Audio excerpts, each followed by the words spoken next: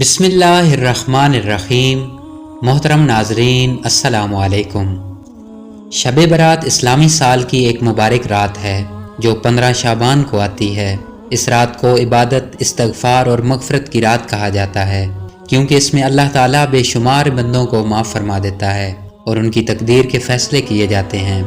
اسلامی تعلیمات میں اس رات کی بڑی فضیلت بیان کی گئی ہے اور مسلمانوں کو تاکید کی گئی ہے کہ وہ اس رات کو عبادت میں گزاریں تاکہ اللہ تعالیٰ کی رحمت حاصل کر سکیں۔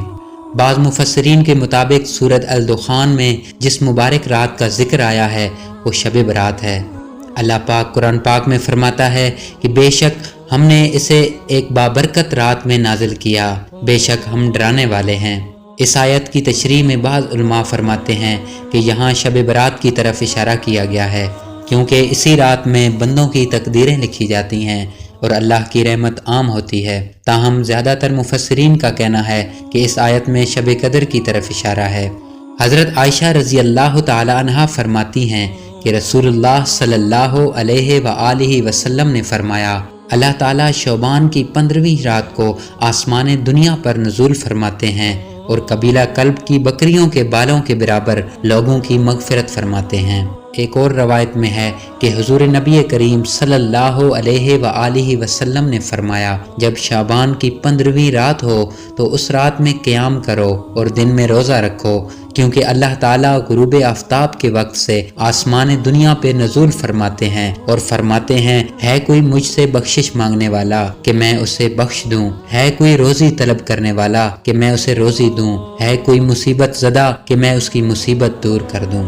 یہ احادیث مبارکہ شب برات کی عظمت کو واضح کرتی ہیں۔ اس رات کو زیادہ سے زیادہ نوافل پڑھنا مستحب ہے۔ بعض علماء نے ذکر کیا ہے کہ 6 رکعت نفل نماز پڑھنی چاہیے۔ ہر 2 رکعت میں سورہ فاتحہ کے بعد سورہ اخلاص پڑھیں اور اللہ تعالیٰ سے دعا کریں۔ یہ رات اللہ سے اپنے گناہوں کی معافی مانگنے کے لیے بہترین وقت ہے۔ توبہ استغفار کے کچھ الفاظ یہ ہیں، اللہم انی استغفرک من کل ذنب واتوب الیک، اے اللہ میں ہر گناہ کی معافی مانگتا ہوں اور توبہ کرتا ہوں۔ اس رات درود شریف پڑھنا بہت افضل ہے۔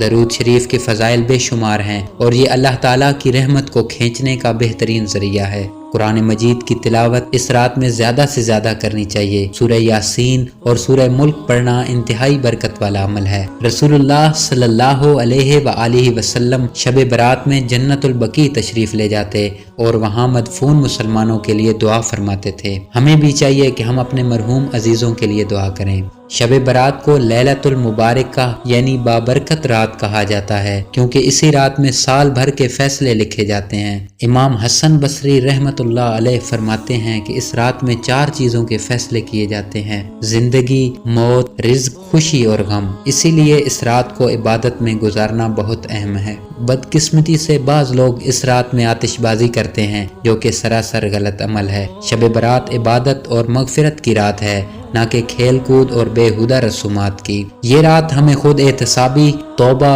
اصلاح اور اللہ تعالیٰ کی قربت کا موقع فراہم کرتی ہے۔ ہمیں اس موقع کو ضائع نہیں کرنا چاہیے بلکہ عبادات، دعا اور استغفار کے ذریعے اللہ پاک کا قرب حاصل کرنا چاہیے۔ اس رات میں نوافل، استغفار، تلاوت قرآن اور درود شریف پڑھنا افضل ہے۔ قبرستان جانا اور مرحومین کے لیے دعا کرنا سنت ہے۔ روزہ رکھنا مسنون عمل ہے کیونکہ رسول اللہ صلی اللہ علیہ وآلہ وسلم نے 15 شعبان کے دن روزہ رکھا تھا۔ شب برات ایک بابرکت رات ہے جس میں اللہ تعالیٰ کی رحمت عام ہوتی ہے۔ یہ رات ہمیں موقع فراہم کرتی ہے کہ ہم اپنی زندگی کا محاسبہ کریں، گناہوں سے توبہ کریں اور اللہ کی طرف رجوع کریں۔ اس رات کو خالص نیت کے ساتھ عبادت میں گزاریں تاکہ ہماری بخشش ہو اور ہم اللہ تعالیٰ کے قرب میں آ سکیں۔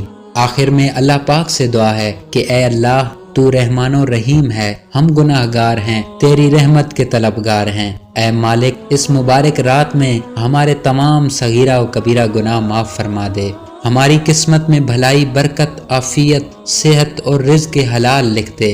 اے پروردگار ہمیں اپنی رضا کی راہ پر چلا اور ہمارے دلوں کو ہدایت کی روشنی سے منور کر دے۔ اے رب العالمین ہمیں قبر کے عذاب، قیامت کی سختیوں اور پل صراط کی دشواریوں سے محفوظ فرما۔ ہمیں دنیا و آخرت میں کامیابی عطا کر، ہمارے والدین، عزیز و اقارب اور تمام امت مسلمہ کی بخشش فرما۔ جو بیمار ہیں انہیں شفا عطا کر، جو قرض دار ہیں ان کے قرض ادا کر، اور جو بے روزگار ہیں انہیں بہترین رزق عطا کر۔ اے رب کریم، ہمیں اس شب برات کی برکتوں سے محروم نہ فرما، ہماری دعاؤں کو قبول فرما، اور ہمیں دنیا و آخرت میں اپنے خاص بندوں میں شامل فرما۔ آمین یا رب العالمین۔